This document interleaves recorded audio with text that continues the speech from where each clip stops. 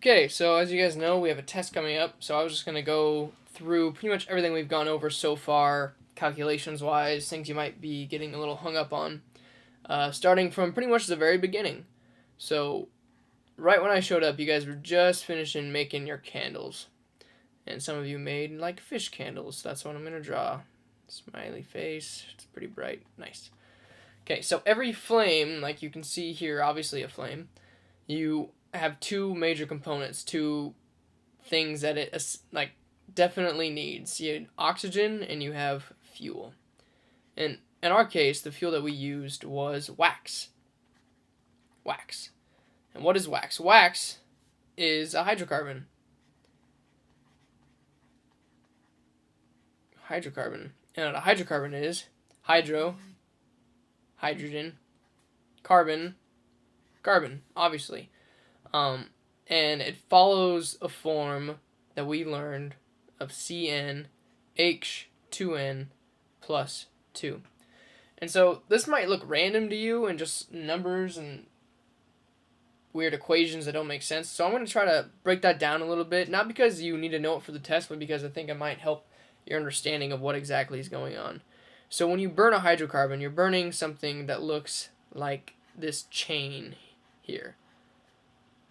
And this chain is just a chain of carbons and hydrogens, starting and ending with carbon, and carbon is at every little junction here. So there's a carbon here, carbon here, carbon here, carbon here, here, here, here, here, here, and all the way to however many ends there are in that particular hydrocarbon. And it's called a saturated hydrocarbon because we have hydrogens at every single carbon junction. H, H, down here, H, H, H, H, etc., etc., etc., all the way through. So that's where the 2n comes from. For every n carbons, you have twice as many hydrogens. But what about this plus 2? Well, the thing you gotta know about hydrocarbons and carbons in general is that carbons always need to make 4 bonds. So here are the 2 hydrogens that would be, and then the 4th bond is a last hydrogen. So HH would be there, and then hydrogen. So that's that 2n plus 2 comes from. So with wax, it's a weird variation of different numbers of carbon. So we have, in our case, C25H52, which is just a mean from the average of 20 to 30 carbon molecules. So we use this in all of our calculations and what have you. Okay? So a number that I want to go over that maybe you recognize but don't understand is this 352.666 grams per mole. What does that mean? Well, in short, this is how many grams of C25H52 I have if I had an entire mole of it. How did I get that number? Well, I went 25 times 12.01, which is the atomic mass of carbon. You'll find that in your periodic table, plus 52 times 1.008. And that'll end up giving me this number. Okay, if that doesn't make sense to you, I want to do one small teaching point that's pretty simple. The easiest example I can think of is methane, CH4. When that looks like C, H, H, H, H. And so that is 12.01 plus 1.008 plus 1.008 plus 1.008 plus 1.008, because I have 1, 2, 3, 4 hydrogens, which we know from a periodic table is 1.008, and then the 1 carbon. And you add that all together and you get 16.33 or something. But this also could be written as 12.01 plus 4 times 1.008. And you'll see this every time. You'll never see this. No one will ever write it like that. I'm just making sure you understand what we're adding up, what is getting multiplied, and whatever else. So that's 16.333 grams per mole. So mole is a constant, and grams per mole might look like a constant, but it's not. It's the atomic mass of particular molecules. So a point I need to make is that 1 mole of hydrogen does not equal 1 mole of carbon does not equal 1 mole of, I don't know, wax. These are not equivalent things.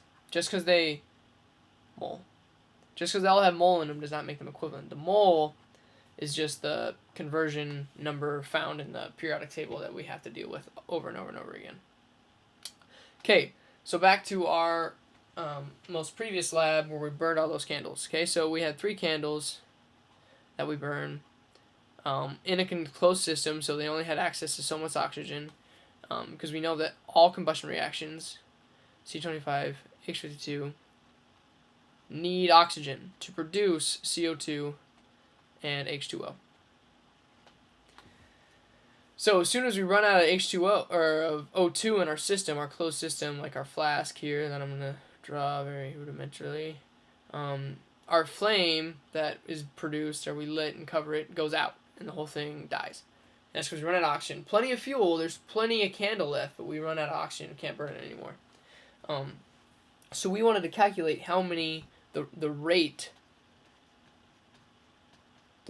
of burning. So what does a rate need? What do all rates need? Rate needs time and distance or something. Not necessarily distance, but just any sort of other physical measurement. In our case, mass. So as an example problem, we'll say that we burned our candle. We weighed it before and after, and we know that we burned 0.02 grams in 18.5 seconds. Like any rate, you don't want any numbers in the denominator. A good example of that would be, I don't want to go 120 miles in 2 hours. I want to go 60 miles per hour, which also can be written as 60 mph. So we want essentially the same thing here. So we have 0.02 grams, 18.5 seconds. Do a little division with just the numbers, and our units are preserved, maintained. So that ends up being 1.08 times 10 to the negative third. 1.08 times 10 to the negative third grams per second. This line means per. But we don't want grams, do we? We want moles per second, because mole is the overall chemistry common denominator. We find everything we need to know about these chemical equations through moles. So using this number, times 10, negative third grams, I can find how many moles that is, because I know the conversion factor or the molecular weight of wax.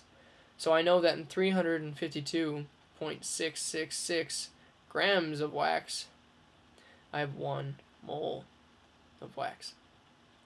And again, this rate means 1 second, because that's what we're looking for. We're looking for moles per second. So second stays the same.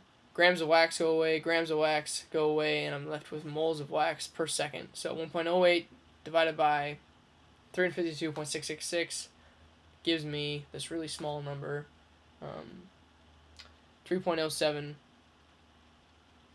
times 10 to the negative 6 moles per second. Okay, so not bad. Kind of easy. Only 1-step conversion. If this doesn't make sense to you, this little train tracks thing I did, well, you need to figure it out, because it's the best way to do it. And I'll have multiple people in the chemistry field tell you that. Just go ask Mr. Landerville or anyone. So what you need to know about it is at the top, top is multiplied, bottom is division. So all I did here was I went 1.08 divided by 1 times 1, or you could just leave those out altogether and just 1.08 divided by 352.666 to get this number. If I were doing the problem by myself, I would just do 0.02 divided by 18.5 seconds grams, and then essentially do this thing from here on out. But it's better just to have it all written out in one step so that you don't get lost in finding this number earlier. But it doesn't matter so long as you get the number. Okay? Okay, so hopefully that helped a little bit. What I'm going to do is I'm going to give you a practice problem that you can work over. The math will be the same, even though we didn't do any sort of experiment like this. Except you might be doing this most days of your life. You just don't know it. So try that again. The question, if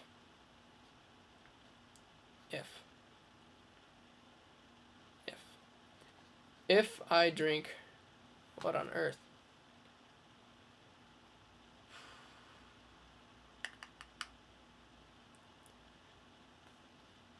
If I drink 750 grams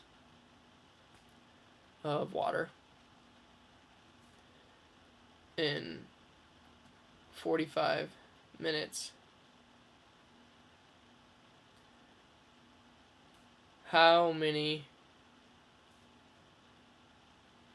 moles per second have I consumed? Okay, so pause it right now if you want to do that by yourself first. If not, here I go. So always start with your measurement. So in this case, it's 750 grams of water. So that was our first measurement, grams of water that we drank. But our second thing that we measured was what? Time. So I'm going to keep time separate colors. In 45 minutes. Okay? But I didn't ask for grams, I want moles. So I know that water is 2 times 1.008 plus 16. Gives me about 18.01 grams per mole. That's my conversion factor. That's what I need. So here, 18.01 grams for every 1 mole of water. So grams of water go away, grams of water go away, moles. Perfect. That's what I want. How many moles? That's what the question was asking. But per second. Second is another question. So I have minutes. I need to get rid of that somehow. And just like every conversion you've ever done since you were in 3rd grade, you know that there are 60 seconds in 1 minute. So minute goes away, moles are there, seconds are there. Question wants moles per second, moles second. So grab your calculator, 750 divided by 45 divided by 18.01 divided by 60 gives you 0.015 moles per second. Pretty easy. Okay, so hope that helped. Review it, pause it, rewind it, whatever you need. Ask me questions at school. Test is until Thursday, so happy studying.